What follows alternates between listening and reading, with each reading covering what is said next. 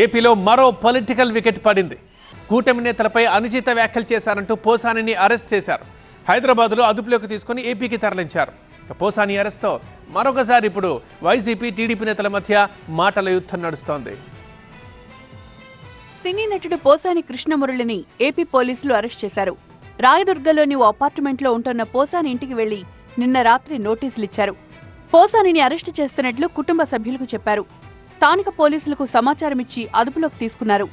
పోసాని కృష్ణమురళిపై అన్నమయ్య జిల్లా ఓబులవారిపల్లె పోలీస్ స్టేషన్లో కేసు నమోదైంది. పోసానిపై సెక్షన్ 196, 353(2), 111 రెడ్ విత్ 35 కింద కేసు నమోదు చేసినట్లు నోటీసుల్లో తెలిపారు. చంద్రబాబు, పవన్ పై అనుచిత వ్యాఖ్యలతో పాటు కులాల పేరుతో దూషించడం, ప్రజల్లో వర్గ విభేదాలు సృష్టించారని పోసానిపై కేసు పెట్టారు జనసేన నేత జోగినేని మణి. ఇదే కేసులో అరెస్టు చేయడానికి వచ్చిన పోలీసులతో వాగ్వాదానికి దిగారు పోసాని. మీకు నోటీస్ ఇస్తున్నాం సార్. అరెస్ట్ చేస్తున్నాం. నోటీస్ ఇస్తున్నాం. నోటీస్ తీసుకోండి మేడం. నోటీస్ తీసుకోండి మేడం. తీసుకోండి మేడం. మీరు అరెస్ట్ చేస్తున్నామని ఇన్ఫర్మేషన్ ఇస్తున్నాము. మేము ఏం రౌడీజం చేయలేదు సార్. అరెస్ట్ చేస్తున్నాము అంటున్నాము. ఇవాళ ఉదయం ఓబులవారిపల్లె పిఎస్ కు, ఆ తర్వాత రాజంపేట కోర్టులో పోసానిని హాజరుపరుస్తారని తెలుస్తోంది.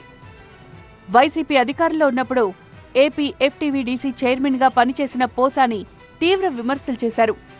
AP CM Chandrababu, deputy CM Pawan తో పాటు మంత్రి నారా లోకేష్ ను అసభ్యకరంగా దూషించారని కూటమి నేతలు అంటున్నారు.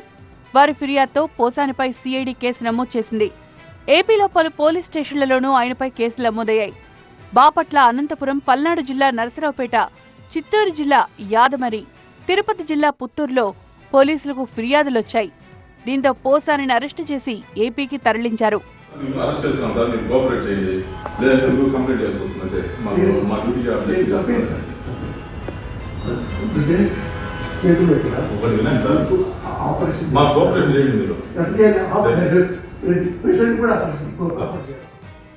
పోసాని అరెస్టును ఖండించారు వైసీపీ నాయకులు.